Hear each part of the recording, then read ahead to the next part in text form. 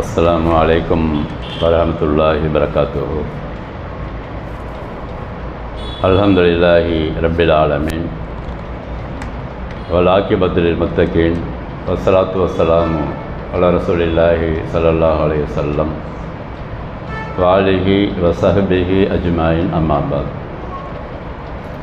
கண்ணியமிக்க எல்லாம் அல்ல அல்லாஹ் சுப்ஹானஹு வ தஆலாவின் நல்லடியார்களே, சகோதரர்களே, அல்லாஹ்வுடைய கிருபையால் நம்முடைய அக்ஸா மஸ்ஜிதில் இந்த ரமலான் மாதம் முழுவதும் லுஹர் தொழுகைக்கு பிறகு உலக மக்கள் அனைவருக்கும் உண்மையான பொதுமறையாக இருக்கிறது. அது என்ன பொதுமறை என்றால், உலக மக்கள் அனைவருக்கும் தேவையான அனைத்தும் இதுக்குள்ளே இருக்குது அப்படின்னு அர்த்தம். உலக மக்கள் 800 கோடி பேர் இருக்கோம் இல்லையா இன்னைக்கு, இந்த 800 கோடி பேர்களுக்கும் தேவையான அனைத்து விஷயங்களும் இதில் இருக்கிறது. இன்னும் உலகம் அழிகின்ற வரை வரக்கூடிய அத்தனை மனிதர்களுக்கும் உள்ள விஷயங்கள் இதுக்குள்ளே இருக்குது. விஷயங்கள்னால் என்ன என்றால், மனிதன் சம்பந்தமான அத்தனை விஷயங்கள். அது காலத்துக்கு காலம் மாறுபடலாம். உதாரணமாக 6ஆம் நூற்றாண்டில் இறங்கிய போது உள்ள மனிதர்களுடைய மொத்த மக்கள் தொகை குறைவாக இருக்கும். இப்போ நம்ம 2025 21ஆம் நூற்றாண்டில் இருக்கிறோம். மக்கள் தொகை அதிகமாக இருக்குது. அப்போ இந்த மக்கள் தொகைக்கு தேவையான விஷயங்கள் தேவைப்படும். அதற்கும் நல்ல தீர்வை இந்த குர்ஆனில் தருகிறோம். இப்படி நம்ம ஆய்வு செய்து பார்த்தோம்னா, உலகம் அழிகின்ற வரை வரக்கூடிய அனைத்து மனிதர்களுக்குமான தேவையான அனைத்து விஷயங்களும் இதுக்குள்ளே இருக்குது. அந்தந்த கட்டங்களில் அது பேசிக்கொண்டே இருக்கும். இது உயிரோட்டமானது. இது ஒரு காலத்துக்கு பேசிட்டு மறு காலத்துக்கு பேசாது அப்படின்னு சொல்ல முடியாது. ஏன்னா அல்லாஹுக்கு சுப்ஹானஹு வ தஆலா ஹய்யுன், அவனுடைய பேச்சு ஹய்யுன். அல்லாஹ் எப்பொழுதும் உயிருள்ளவன், அவன் பேச்சும் உயிரோட்டமாக இருக்கும். அதை முதல்ல கவனத்தில் கொள்ளணும். அப்போ இந்த உலகத்தில் இன்றைக்கு 800 கோடி பேர் இருக்கிறோம்னு சொன்னாக்கா, ஒவ்வொருவரும் ஒரு கேரக்டராக இருப்பாங்க. இந்த காலத்து நம்ம காலத்தில் எந்த கேரக்டரில் இருக்கிறாங்க அப்படின்னு பார்த்தோம்னாக்கா, நம்ம வரிசைப்படுத்தணும் அதை குர்ஆன் மூலமாக. எப்படி? அல்லாஹ்வை, தூதரை சரியாக விளங்கி நம்பியவர்கள், அல்லாஹ்வை தூதரை விளங்காமல் நம்பியவர்கள், முஷ்ரிக்குகள் இணை வைப்பவர்கள், காஃபியர்கள் மறுப்பவர்கள், முனாஃபிக்குகள் டபுள் கேம் போடுபவர்கள், இன்னும் யூதர்கள் கிறிஸ்தவர்கள், இன்னும் கடவுளே இல்லை என்று சொல்லுபவர்கள். இவ்வளோ பேர் இந்த 800 கோடி பேர் அடக்கம். இப்போ இந்த வகை தான் இந்த 800 கோடி பேரும். இந்த 800 கோடி பேரும் யார் அல்லாஹ்வையும் தூதரையும் சரியாக அல்லாஹ் சொன்ன மாதிரி நம்பி ஏற்றுக்கொண்டு வாழ்கிறார்களோ அவர்கள் மாத்திரம்தான் சொர்க்கவாதி. அல்லாஹ் குர்ஆனில் பதிவு செஞ்சிருக்க, சொந்தமான சொல்லலை. அதுக்கு எண்ணிக்கை குறைவாக இருக்கலாம், அது நோ மேட்ரு. அல்லாஹுக்கு அது நோ மேட்ரே கிடையாது. அது ஒரு ஊருக்கு 10 பேர் இருந்தாலும் சரி, ஒரு ஆள் இருந்தாலும் சரி, அது பிரச்சனை இல்லை. அல்லாஹுக்கு அந்த ஒரு ஆளை கொண்டு 2 பேரை கொண்டு 10 பேரை கொண்டு போயிட்டே இருப்போம் அந்த விஷயத்தை. மற்றதெல்லாம் பேக்கில் போயிட்டே இருக்கும். முனாஃபிக்குகளாக இருக்கட்டும், அல்லது காஃபிர்களாக இருக்கட்டும், முஷ்ரிக்குகளாக இருக்கட்டும், அல்லது மார்க்கத்தை ஒழுங்காக விளங்காதவங்க இருக்கட்டும், அதெல்லாம் பேக்கில் போயிட்டே இருக்கும். இது மட்டும் இந்த ஒரு ஆள் 2 ஆள் 3 ஆள் 10 ஆள் 15 ஆள் ஒவ்வொரு ஊரில் இருக்காங்கல்ல, அவங்கள வச்சு கொண்டு போயிட்டே இருப்போம் அந்த மார்க்கத்தை. அல்லாஹ் சொல்கிறான், ஏன்னா உலகம் அழிகின்றவரை இந்த நூறு போய்கொண்டே இருக்கும். அதனுடைய ஸ்பீடு வேணாக்கா கொஞ்சம் என்ன குறைவாக இருக்க மாதிரி தோணும். இன்னும் நிறைய பேர் இன்றைக்கி அவங்க தானே இருக்கிறாங்க. யூதர்கள் கிறிஸ்தவர்கள் மற்ற மதத்தை இருக்கிறவங்க தான் இருக்கிறாங்க அதிகமாக. இந்த கொள்கையோட கம்மியாக தான் இருக்கிறாங்க. அது அல்லாஹ்வுக்கு பிரச்சனை கிடையாது. அந்த குறைவான கூட்டத்தை கொண்டு தான் அல்லாஹ்வுக்கு சுப்ஹானஹு வ தஆலா நிறைவாக ஆக்கப் போகிற அந்த மார்க்கத்தை அல்லாஹ் சொல்லியாச்சு. பல இடங்களில் குர்ஆனில் இருக்குது. அப்போ இதுதான் விளக்கிட்டு இருக்காங்க ரசூலுல்லாஹ்வுக்கு, அல்லாஹ்வுக்கு சுப்ஹானஹு வ தஆலா. அவர்கள் காலத்தில், ரசூலுல்லாஹ் காலத்தில் இருந்த மக்கள் எப்படி இருந்தார்கள், அவர்கள் என்ன கேள்வி கேட்டார்கள், அதுக்கு என்ன பதில் சொல்ல வேண்டும் என்றெல்லாம் ரசூலுல்லாஹ்வுக்கு அல்லாஹ் ட்ரைனிங் கொடுக்குறான் 23 ஆண்டுகள். அதை தான் நம்ம தொடர்ந்து பார்த்துட்ருக்குறோம். அல்லாஹ்வுக்கு முன்னாடி இந்த மனிதர்கள் இருக்கிறாங்க. அவன் ஒரே மாதிரி கேரக்டர் கிடையாது. ஒவ்வொருத்தரும் ஒரு டைப்பாக இருப்பான். இவன் இப்படி இருப்பான், அவன் இப்படி இருப்பான், அவன் இப்படி இருப்பான். உனக்கு வரக்கூடிய செய்திகள் என்கிட்டேருந்து வாங்கிக்கிட்டு அவனுக்கு எவன் மேலே என்னென்ன கேள்வி கேட்குறானோ அதுக்கு தகுந்த மாதிரி பதில் சொல்லணும்னு அர்த்தம். ஒவ்வொரு டைப்பாக ஒருத்தன் கேள்வி கேட்பான், இவன் ஒரு டைப்பாக கேள்வி கேட்பான். அதுக்காக நீனும் சொல்லக்கூடாது சொந்தமாக, நான் என்கிட்ட கேட்கணும், நின்று என்னை பார்க்கணும், வானத்தை பார்க்க வேண்டும், உனக்கு வரும் செய்தியை வரும், நீ பதிலாக சொல்ல வேண்டும் என்றெல்லாம் சொல்லி குர்ஆன் முழுவதும் பல விஷயங்களை ரசூலுல்லாஹ்வுக்கு சொல்லிக் கொடுக்குறான். அதை தான் நம்ம வரிசையாக பார்த்துட்ருக்கோம். அப்போ அதில் தான் காஃபிர்கள் என்னென்ன கேள்வி கேட்டாங்க அப்படின்னு பார்த்துட்டு இருந்தோம் நேற்று வரைக்கும். காஃபிர்கள் என்ன கேள்வி கேட்டாங்க, என்னத்தை மறுப்பு கொடுக்கணும். இறுதியாக பார்க்கும்போது மறுமை ஒன்றே இல்லை என்று அவங்க சொல்லிட்டு இருக்காங்க என்ன காப்பீர்கள். அப்போ இப்போயும் சொல்கிறாங்க இல்லையா, அதே மாதிரி தான் அப்பயும் சொன்னாங்க. அது மறுமையில ஒன்றும் கிடையாது.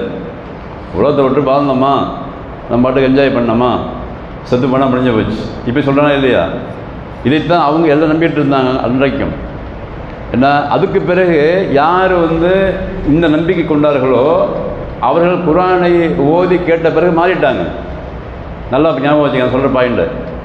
இந்த கேள்வி கேட்டாங்கல்ல, ரசூலுல்லாஹ் காலத்தில் கேள்வி கேட்ட காஃபிர்களாக இருக்கட்டும், முனாஃபிக்குகளாக இருக்கட்டும், முஷ்ரிக்குகளாக இருக்கட்டும், அதுக்கப்புறம் கொஞ்சம் கொஞ்சமாக இந்த குர்ஆனுடைய வசனங்கள் ரசூலுல்லாஹ்வுக்கு இறங்க இறங்க அதை கேள்விப்பட்ட உடனே அவர்கள் தங்களை திருத்தி கொண்டார்கள்.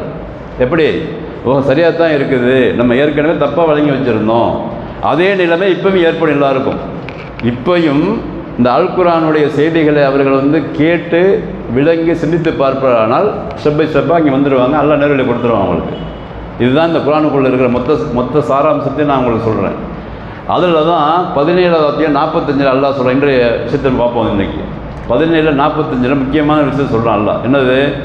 இப்போ இதா கராத்தல் குர்ஆனை, நீ இந்த குர்ஆனை படித்து காட்டும் பொழுது, என்னது இந்த குர்ஆன் இறங்குது, நீ மக்கள்கிட்ட ஓதி காட்டும் போது அல்லது படித்து காட்டும் போது, ரெண்டும் ஒரே அர்த்தம் தான். கரானா என்ற வார்த்தைக்கு அரபியில் கரானா படித்தான், கரானா ஓதினான்னு ரொம்ப பேர் ட்ரான்ஸ்லேட் பண்ணி வச்சுருக்காங்க. சாதாரணமாக படித்தான் தான் அர்த்தம், கரானா படித்தான். அப்போ இந்த குர்ஆனை நீ படித்து காட்டும் பொழுது நாம் என்ன செய்வோம்னா, ஜால்னா பைனக்க பைனல் லதீன லா யுமினூன பில் ஆখিরাতি ஹிஜாபன் மஸ்தூரா. முக்கியமான விஷயமா எல்லாம் பேசுகிறாங்க. என்னது? எந்த ஒரு மனிதனுடைய உள்ளத்தில் மறுமை இருக்கிறது என்று நம்பவில்லையோ அந்த மனிதனுக்கும் இந்த குர்ஆனுக்கும் மத்தியில் நீ ஓதும் போதே ஒரு திரையை போட்டு விடுவோம் அப்படிங்கிறாங்க. மறைமுகமான திரை, மஸ்தூரான்னு சொன்னது ஒரு திரையை போட்டுருவோம். அந்த திரையை போட்டு தான் என்ன ஆகும்னாக்கா அவன் புரிஞ்சிக்க மாட்டான். அதை நீ பாட்டு சொல்லுவ, அவனுக்கு காதில் கரமராங்கும். சில பேர் உள்ளத்தில் ரசூலுல்லாஹ் காலத்திலேயே நீ பாட்டுக்கு ஆயத்து வரும், நீ ஓதுவ, படித்து காமிப்ப, விளக்கம் சொல்லுவ, முன்னாடி தான் உட்காந்துருப்பான், அவன் முன்னாடி கேட்பான் அதை. ஆனால் அவன் காதில் என்ன விழுவாது. ஏன்னாக்கா நான் ஒரு திரையை போட்டு விடுகிறேன். அல்லாஹ் சொல்கிறாங்க, ஒரு திரையை போட்டு விடுகிறேன். அப்போ யாருடைய உள்ளத்தின் அடித்தளத்தில் மறுமை ஒன்று இருக்கிறது என்று யார் நம்புகிறார்களோ அவர்களுக்கு தான் இந்த குர்ஆனே புரியுங்கிற முதல்ல இந்த ஆயத்தில் முக்கியமான சப்ஜெக்ட் இது. 17:45 அல்லாஹ் சொல்கிறது யாருடைய உள்ளத்தில் இந்த குர்ஆனை புரிய வைப்போம் என்று சொன்னால், முதல்ல தகுதி உள்ளத்தின் அடித்தளத்தில் மறுமையை பற்றிய நம்பிக்கை ஸ்ட்ராங்காக இருக்கணும். மறுமையை பற்றிய நம்பிக்கை ஸ்ட்ராங்காக இருக்கணும். என்ன அர்த்தம்னாக்கா எல்லாம் டெமாலிஷ் ஆகிடுங்கிறது தான் எல்லாருக்கும் தெரியதான் செய்யும். நம்ம உள்ளத்தில் உள்ள ரேஞ்ச் என்ன, ஒவ்வொரு தனி மனிதன் உள்ளத்தில் மறுமையை பற்றிய நம்பிக்கையுடைய ரேஞ்ச் எப்படி இருக்குது, தரம் எப்படி இருக்குது, அந்த தரம் எப்படி கனெக்ட் பண்ண முடியும்? நம்மளே கனெக்ட் பண்ணிக்கணும். நம்ம தான் கனெக்ட் பண்ணி பார்க்கணும் ஒவ்வொருத்தரும். என்னது? நான் மறுமையை நம்பி என்னுடைய அமல்களில் எந்த அளவுக்கு இருக்கிறேன், மறுமைக்கான என்னுடைய ப்ரோக்ராம் என்ன, உலகத்துக்கான ப்ரோக்ராம் என்ன. உலகம் வேண்டான்னு அல்லாஹ்வும் சொல்ல, தூதரும் சொல்ல. ஆனால் மறுமைக்கான ப்ரோக்ராமுக்கு திட்டம் என்ன இருக்குது என்கிட்ட, நான் எந்த அளவுக்கு அதில் நான் ஈடுபடுகிறேன், மறுமைக்கான அந்த ப்ரோக்ராமில் நான் அல்லாஹ்வை சந்திக்க போகிறேன் என்று சொன்னால் தயாராக இருக்கிறேன்னா நம்ம தான் கேள்வி கேட்டுக்கணும் ஒவ்வொருத்தரும். இந்த திக்ரு என்பதே இதுதான். திக்ரு என்பதில் பெரும்பாலான திக்ரு என்னன்னாக்கா, நம்ம தனிமையில் உட்கார்ந்துக்கிட்டோ அல்லது தனிமையில் இருக்கும் பொழுதோ நான் தயாரா, எதுக்கு தயாரா, மௌத்துக்கு முதல்ல தயாரா, நம்ம தான் கேட்டுக்கணும். கேட்கும்போது விடை கரெக்டாக வரும். அது வேறு ஆளுக்கு நம்மளை பற்றி தெரியாது. என்னை பற்றி யாருக்காச்சும் தெரியுமா, என் மனைவிக்கு தெரியுமா, பிள்ளைக்கு தெரியுமா, இல்லை ஃப்ரெண்டுக்கு தெரியுமா? அல்லாவுக்கும் எனக்கும் உள்ள மனசு தொடர்பு யாருக்கு தெரியும்? எனக்கு அல்லாவுக்கு தான் தெரியும். அப்போ தெரியும் போது என் மனசு என்ன பேசுது, என்ன நினைக்குதுங்கிறத ஒவ்வொரு மனசுலையும் கேட்டு பார்த்துக்கணும். தனிமையில் உட்காந்து நான் தயாராக இருக்கிறேன் நான் மௌத்துக்கு. ஆனால் கபரில் போய் கண்டிப்பாக போக போகிறேன்ல, அந்த கேள்விக்கு என்னுடைய பதில் என்ன சொல்ல போகிறேன் நான்? ஏன்ட்டு நான் தயாராக இருக்கிறேன்னு அர்த்தம். தயாராக இருக்கிறேன்னாக்கா எல்லாம் தயாராக இருக்கிறது. என்ன தயாராக இருக்கிறது? எத்தனையோ பேர் தன்னுடைய செல்ஃபோனில் இன்றைக்கி அந்த பாஸ்வேர்டு கூட சொல்லாமல்லாம் உண்டு. நம்மள்கிட்ட பாஸ்வேர்டு போட்டுக்கிட்டு பர்சனலாக இருக்கிற ஆள்லாம் உண்டு. மௌத்தானா அப்படியே சிந்திக்கணும். அதில் அதே மாதிரி தன்னிட்ட இருக்கிற ரகசியங்கள் குடும்பத்தின் மாதிரி சொல்லியிருக்கோமா, நம்ம மனைவி மக்களுக்கு ரகசியங்கள் இருக்குமா இல்லையா? ஒருத்தனுக்கும் இவ்வளோ பேங்க் பேலன்ஸ் இவ்வளோ இருக்குது, சொத்து இவ்வளோ இருக்குது, தொடர்புகள் இருக்குது, கடன் இவ்வளோ இருக்குது, நான் அதுக்கான தீர்வு என்ன, அதில் கடன் இருக்கா இல்லையா, நான் யார்கிட்ட வாங்கியிருக்கேன், யார்கிட்ட கொடுக்கணும், எல்லாம் லிஸ்ட்டு இருக்குதா, அல்லது பிள்ளைகள் மத்தியில் சமத்துவமாக நடத்தி வச்சுருக்கிறோமா, நான் 4 பிள்ளை இருக்குது, பொண்ணு பிள்ளை இருக்குது, அதுக்கு செய்ய வேண்டிய கடமைகள் சரியாக செஞ்சுருக்கிறோமா, டெய்லி ரெஃபர் பண்ணணும். அதான் மறுமையை நம்புறது. மறுமையை நம்புறதுனா மறுமையை நம்புறேன்ட்டு நம்மளும் வேலையை பார்க்குறது இல்லை. அப்போ யாருக்கு இது மாதிரி என்ன உள்ளத்தில் இருக்கோ கண்டிப்பாக அந்த குரான் புரியுங்கிறான்ல. அப்படி இல்லைண்டாக்கா முழுக்க முழுக்க நீ வந்து உலகத்தை சார்ந்தே உன் மைண்டு பூரா செலுத்திட்டு 24 மணி நேரமாக போட்டு மண்டையை போட்டு கசக்கிட்டு அதுக்கு பிரபலம் பண்ணிக்கிட்டு அதுக்கு நான் என்ன போகிறேன், இதுக்கு நீ என்ன பண்ண போகிற, அதுக்கு நான் என்ன பண்ண போகிறேன், சண்டை போட்டுக்கிட்டு விட்டுல பொண்டாட்டி பசங்க மத்தியில் பிள்ளைக்கு மத்தியில் வந்து சண்டை போட்டுக்கிட்டு பிள்ளை அது பக்கமே அலைய விட்டுட்டு இப்படி அது சும்மா நான் சொல்லி மறுமையை நம்புறேன்னு சொல்லி அப்படி நம்பியிருந்தால் இந்த குரான் புரியாதுங்கிறான்ல. கரெக்டாக தெளிவாக இருக்குது அந்த வசனம். 17:40 ஸ்பீடில் படித்து பாருங்கள். 17:45 அல்லாஹ் வந்து மறைமுகமாக ஒரு திரையே போட்டு விடுகிறானாம். இந்த குரானை படித்து காட்டும் போதும் சரி, ஓதும் போதும் சரி, அதற்கான விளக்கத்தை சொல்லும் பொழுதும் சரி, சில பேர்களுடைய அந்த இதயத்திலே நான் என்ன பண்ணுறேன், ஒரு திரையை போட்டுவிட்டு காதில் திரையை போட்டுவிட்டு விளங்காமே பண்ணி விட்டுறேன் அப்படிங்கிறான். அதனால தான் அங்கே மக்கத்து காப்பீர்கள் ரசூல் ஸல்லல்லாஹு அலைஹி வஸல்லம் அவர்கள் ஆயத்து இறங்கும்போது மூர்க்கத்தனமாக எதிர்த்தது காரணமே இதுதான். அவன் என்ன சொல்லிட்டு இருந்தான், மறுமையெல்லாம் கிடையாது, மௌத்தான பிறகு முடிஞ்சு போச்சு, மண்ணோடு மண்ணாக மக்கிய பிறகு திருப்பி எழுப்பும்போது சும்மா சொல்கிறார் இருந்தாலும் இவர் வந்து சூனியக்கார் பைப்பிக்காருன்னு சொல்லி விமர்சனம் பண்ணாலும் இல்லையா. அதனால தான் அல்லாஹ் சொல்கிறான், நீ என்னத்தான் சொன்னாலும் அவன் கேட்க மாட்டாங்கன்னு அர்த்தம் இருக்குது. நீ என்ன சொன்னாலும் கேட்க மாட்டேன், நான் தான் செய்கிறேங்கிறான் அல்ல அந்த ஆயத்தில். நான் தான் செய்கிறேன். ஜாயல்னான்னு வருது வார்த்தை. ஜால்னா பைனக்க பைனல்லதீன லா யுமினூன பில் ஆখিরাতি ஹிஜாபன் மஸ்தூரா, மறைமுகமான திரையை போட்டு விடுகிறோம். அதனால் அவர்கள் வந்து என்ன செய்ய மாட்டாங்க, அதை வந்து விளங்கிக் கொள்ள மாட்டாங்கன்னு சொல்லிட்டு அதே 14:46 திருப்பி சொல்கிறான், வஜால்னா அலா குலூபிஹிம் அக்கின்னத்தன். முக்கியமான வார்த்தை இது. இந்த அக்கின்னா என்ற வார்த்தைக்கு அரபியில் ஒன்றை வந்து வச்சு அப்படியே காருக்கு போட்டு மூடி விட்டுறது. உதாரணமாக இப்போ பழைய காலத்தில் பார்த்திங்கன்னா சோடா பாட்டில் வரும். சோடா பாட்டிலில் பார்த்திங்கன்னா உள்ளே ஒரு சின்னதாக ஒரு ரப்பர் வச்சுருப்பாங்க, வச்சுட்டு அமுக்கி விட்டுருவாங்க, வந்து ப்ரெஸ் பண்ணிடுவாங்க. ப்ரெஸ் பண்ணாக்க கேஸ் வெளியே வராது. நம்ம வந்து அப்படி தூக்கும் போது டக்குன்னு கேஸ் அடிக்க பார்த்துருப்பீங்க எல்லோரும். அதுக்கு அர்த்தம் இந்த அக்கின்னாவுக்கு. அக்கின்னானுக்குன்னா இதயத்துக்குள்ளே ஒரு மூடியை போட்டு ஃபுல்லாக ப்ரெஸ் பண்ணி விட்டுறது. எவ்வளோ ஒரு வேலையை பாருங்கள், எப்படி பார்த்து பயன்படுத்துகிறாங்க பாருங்கள் அல்லாஹ். யாருக்கு, அந்த அவர்களுடைய உள்ளத்தின் அடித்தளத்தில் இதயத்தில் ஒரு மூடியை போட்டு அந்த மூடியிலிருந்து கொஞ்சம் கூட கேப் இல்லாமல் ஆக்கி விட்டுருது. சுத்தமாக புரியாதுன்னு அர்த்தம் அதுக்கு. எஃப்கஹூஹு, இந்த குரானை விளங்கக்கூடாது என்பதற்காக நல்லா இங்கே இந்த குரானை விளங்கக்கூடாது. இது மாதிரி ஆளுங்கள்லாம் யார், இந்த காப்பீர்கள் அன்னைக்கு ஈர்த்தவங்களை சொல்கிறான், நான் தான் பண்ணுறேன் இவங்களுக்கு. ஏன்னா நீ வந்து அவ்வளோ இதை உண்மையை சொல்கிற மக்கள் மத்தியில் தெளிவாக எடுத்து காட்டுற, என்னை பற்றி சொல்கிற, இந்த உலக வாழ்க்கை பற்றி சொல்கிற, மறுமையை பற்றி சொல்கிற, கேட்க மாட்டேங்கிறாங்க. அதனால் நான் என்ன பண்ணுறேன், அவங்களுக்கு காது அந்த இதயத்துக்குள்ளே காரக்குன்னு சொல்லுவாங்க, அந்த அக்கினாவுக்கு ஒரு மூடியை போட்டு கொஞ்சம் கூட விளங்காத மாதிரி பண்ணிடுறோம். ஐஎஃப்கஹூஹு பஃபி ஆதானிகும் வக்கரா, அவங்களுடைய காதுகளில் ஒரு செவிட்டு தன்மை ஏற்படுத்தி விடுகிறோம். இப்போ இதா தக்கரத்த ரப்பக்க ஃபில் குர்ஆன், குர்ஆனில் உன்னை படைத்து வளர்த்து பரிபாலனம் செய்கிற அல்லாவை பற்றி நீ வந்து அவங்களுக்கு சொல்லும்போது பகுது அவன் ஒருவன் தான் சொல்லும்போது வல்லவ் அலா அதிபாரிகும் நுஃபூரா, அவங்க வந்து விரண்டி ஓடு விழுகிறார்கள். சொல்லும் போது செய்ய சில பேர் விரண்டு போயிடுறாங்க அப்படின்னு சொல்லி சரியாக க்ளீனாக இருக்குது இந்த வசனம். இந்த மக்கள் இன்றைக்கு நடைமுறையில் இருக்கிற அந்த மக்களையும் அல்லாஹ் சொல்லுகிற இந்த குர்ஆன் வசனத்தையும் நம்ம வந்து கரெக்டாக நம்ம வந்து விளங்கி அதோடைய அர்த்தத்தை விளங்கி அது விளக்கத்தை தேடி பார்க்கும் பொழுது கரெக்டாக மேட்ச் ஆகுது. இன்றைய சமுதாயத்தில் உள்ள மக்கள் எப்படி இருக்கிறாங்க, எப்படி வந்து அல்லாஹ்வுடைய குர்ஆன் வசனங்கள் சொல்லும்போது எப்படி அதை புரிந்து கொள்கிறார்கள், எப்படி அதை சொல்ல ஆரம்பிக்கும் போது விரண்டு ஓடுகிறார்கள் அப்படின்னு இப்பயும் தெரியுது. அதனால தான் வந்து நடிகர்களுக்கு இருக்கிற கூட்டம் இந்த சரியான கொள்கையை சொல்வதற்கு மத்தியில் இல்லை. ஒரு நடிகை வரானா ஓடுறான் மாதிரி, அவ்வளோ ஓடுறானா இல்லையா, ஏன்னா முண்டி அடிச்சுட்டு ஓடுறான் தலைவர் வந்துட்டான்னு சொல்லிட்டு. நீங்கள் போய் அந்த நெட்டு பேசுங்க, நான் 2 பேர் தான் கேட்போம் உட்காந்துக்கிட்டு. ஏன்னா இப்பயும் இருக்குது. இதே தான் அன்றைக்கு வரைக்கும். ஏன்னுக்கு அல்லாஹ் சுப்ஹானஹு வ தஆலா இந்த மறுமையை நம்பாதவர்களுடைய உள்ளத்தில் இது மாதிரி ஒரு செட்டப்பை ஏற்படுத்தி அவனை கேட்க விடாதையே செய்கிறான் அல்லாஹ். இது அதாப் அவனுக்கு. அவன் நினச்சிட்டு இருக்கிறான் நம்மளை கேட்க நம்ம போயிடுறோம்னு சொல்லிட்டு. சில பேர் நினச்சிட்டு கேட்காம போகிறது நல்லதுன்னு நினச்சிட்டு இருக்கிறான். கேட்காம போகிறது அல்லாஹ்வுடைய அதாபு. அல்லாஹ்வுடைய செய்திகள், தூதருடைய செய்திகள் வந்து நம்ம காதுக்குள்ளே வர்றதே இன்றைய காலத்தில் பெரிய பெரிய அருள் கிடையாது. காதுக்குள்ளே உள்ளே பூந்தால் தானே மனசுக்குள்ளே வரும். ஃபஸ்ட்டு மனசுக்குள்ளே வந்தால் தானே அதை பற்றி சிந்திச்சு பார்ப்போம். அதுக்கான டயத்தை கொடுத்தா தானே அது விளங்கும் நம்மளுக்கு. எப்போ பார்த்தாலுமே என்னண்டாக்கா நம்ம வந்து மறுமையை நம்புகிறோம் என்று சொல்லிவிட்டு முழுக்க உலக வாழ்க்கையில் நேரத்தை செலவு பண்ணிக்கிட்டு அந்த செய்தியை கூட கேட்க மாட்டேன் என்று முரண்டு பிடித்து கொண்டிருந்தால் எப்போ விளங்குறது? அதுதான் முரண்டு பிடிக்கக்கூடாது. ஒரு சந்தர்ப்பம் கிடைக்கிது, ஒரு விஷயம் நமக்கு கிடைக்குதுன்னு சொன்னால் அந்த விஷயத்தை கிடைக்கிறது இன்றைக்கு பெரிய மட்டும் தானே. இந்த விஷயம் எங்கே கிடைக்கிது? எந்த காலேஜில் சொல்லிக் கொடுக்குறான்? இது நீ அனுப்புகிறோம், பிள்ளைகள் அனுப்புகிறோம்ல, எந்த காலேஜில் உட்கார வச்சு இந்த பாடம் சொல்லிக் கொடுக்குறான், ப்ரொஃபஸர் சொல்லிக் கொடுக்குறான் அவங்களுக்கு. இந்த மாதிரி மறுமை ஒன்று இருக்கிறது, அங்கே கேள்வி கணக்கு இருக்கிறது, அங்கே போனால் நிற்கணும்ப்பா நீனு, அதனால் ஒழுங்காக இருந்துக்கன்னு சொல்லிக் கொடுக்குறான். யாராவது எங்கே சொல்லிக் கொடுப்பான்? அவனுக்கே தெரியாத ஃபஸ்ட்டு. அப்போ அந்த அளவிற்கு இன்றைக்கு உலக மக்கள் மத்தியில் இந்த குரானை சொல்லும் பொழுதும் கேட்க தயாராக இல்லை, ரசூலுடைய வழிமுறையை சொல்லும்போது கேட்க தயாராக இல்லை. அதுக்கு பிறகு விரண்டு போடுறது எதுக்குன்னு சொன்னாக்கா வேறு காரியத்துக்கு தான். அது அங்கே போய் சாதிக்க போகிறாங்க, ஒன்றும் இல்லை.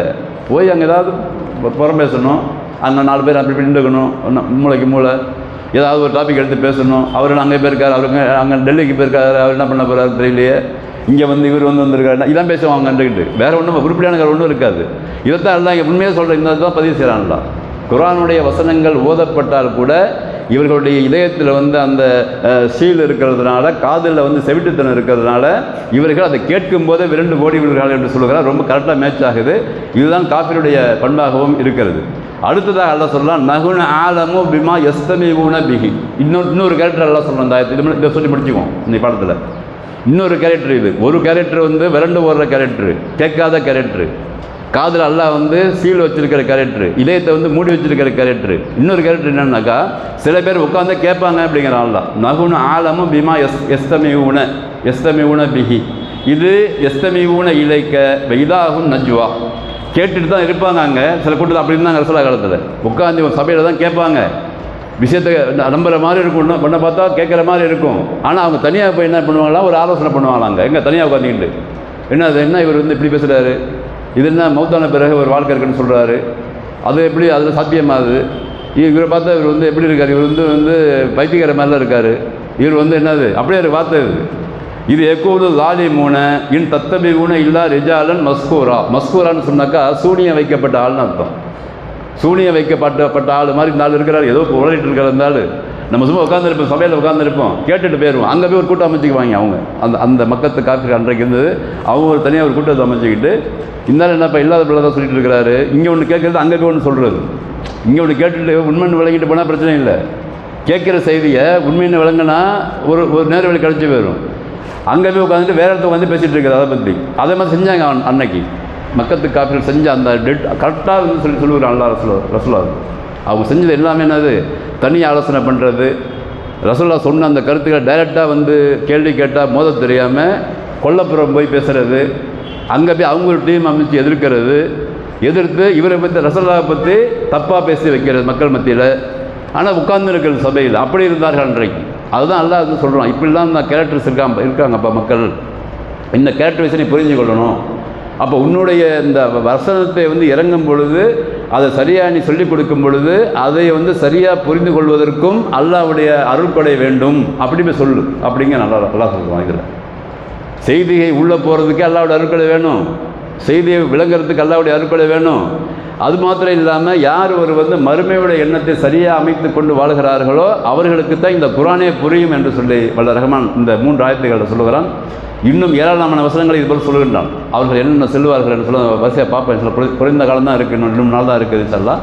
அப்படியே இந்த பாடம் நிறைவு பெறவில்லை என்று சொன்னாலும் ஞாயிற்றுக்கிழமை நடக்கிற அந்த குர்ஆன் வகுப்பு இன்ஷாஅல்லாஹ் நம்ம தொடர்ந்து இதை பற்றி பார்ப்போம். ஏன்னா இதுதான் முக்கியமான சப்ஜெக்டாக இருக்குது இன்றைக்கு. உலக அளவில் இந்த குர்ஆன் போக வேண்டும், நம்மள்கிட்ட முதல்ல வர வேண்டும், இந்த அடிப்படையில் வர வேண்டும். குர்ஆனை ஓத வேண்டும், அதை படிக்க வேண்டும், சிந்திக்க வேண்டும், அதில் உள்ள விஷயங்களை விளங்க வேண்டும்.